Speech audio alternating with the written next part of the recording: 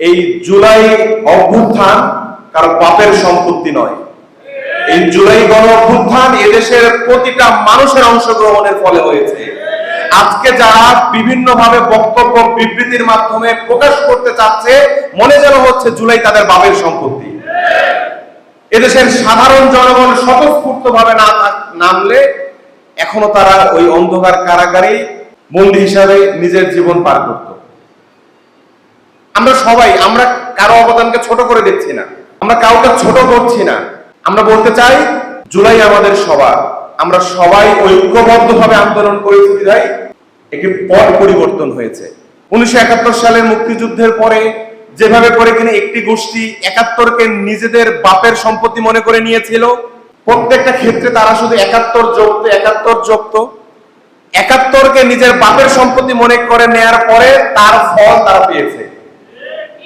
আমরা আজকের এই সম্মেলন থেকে হুঁশিয়ার করে বলে দিতে চাই, জুলাইকে যদি কেউ বাপের সম্পত্তি বানান, ওই 71-এ যারা এই কাজটা করেছিল, 71কে যারা বাপের সম্পত্তি বানিয়েছিল, তাদের যা পরিণতি হয়েছে আপনাদেরও তাই পরিণতি হবে। প্রিয় সাথী বন্ধুগণ, আমরা দেখেছি জুলাই গণ অভ্যুত্থানে যারা সামনের কাতারে ছিল, তাদেরকে দেখে সাধারণ জনগণ আশায় বুক বেঁধেছিল পরিবর্তন হবে। যেহেতু তরুণ ছাত্ররা, যুবকেরা নেতৃত্ব দিচ্ছে, বিভিন্ন বিশ্ববিদ্যালয়ের তরুণ প্রজন্ম নেতৃত্ব দিচ্ছে, পরিবর্তনের প্রত্যাশায় নেমেছিল। এদেশের সাধারণ জনগণ এটা কল্পনা করেনি, তারা যখন ইন্টারিম সরকারের বিভিন্ন জায়গায় দায়িত্ব পেল, সারা দেশে অভ্যন্তরীণভাবে কি লুটপাট চালিয়েছে এটা আমরা জানি।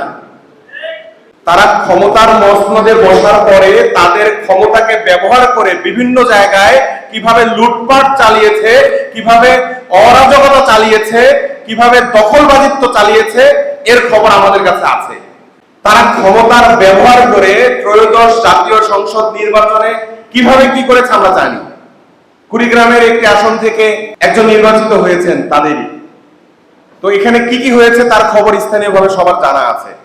আমরা বলতে চাই, ওই যে একটা প্রবাদ আছে, চোরের মায়ের বড় গলা। আপনাদের তলায় কি অবস্থা এটা আমরা জানি। সুতরাং এদেশের সাধারণ জনগণ যেভাবে স্বতঃস্ফূর্ত ভাবে আপনাদের ডাকে সাড়া দিয়ে অংশগ্রহণ করেছিল, আমি আশা করব আপনাদের সেই অবস্থান ফিরিয়ে নিয়ে আসুন।